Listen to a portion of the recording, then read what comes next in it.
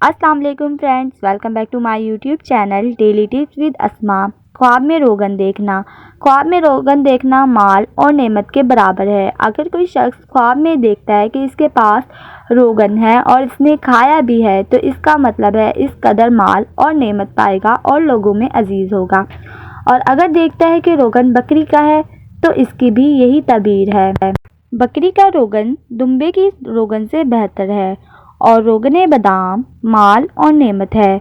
अगर कोई शख्स ख्वाब देखता है कि रोगन खुशबूदार है जैसे चमेली का रोगन तो इसका मतलब है दुनिया की आराइश पर दलील है, जबकि सब रोगन जो खुशबूदार हों वो बेहतर पर दलील है, जबकि बदबूदार रोगन बदई पे ताल्लुक़ रखते हैं। लेकिन अगर कोई शख्स ख्वाब देखता है कि इसने सर पर रोगन लगाया है तो इसका मतलब है आराइश और सुकून की ज़िंदगी गुजारेगा। तमाम तेलों की ताबीर बुरी है, लेकिन जैतून और बादाम का तेल माल के मानंद है। जबकि अगर कोई शख्स ख्वाब देखता है कि इसका कपड़ा तेल से आलूदा हुआ है तो इसका मतलब है गमनाक खबर सुनने को मिलेगी। फ्रेंड्स, अगर आप किसी भी ख्वाब की ताबीर जानना चाहते हैं तो कमेंट बॉक्स में कमेंट करें।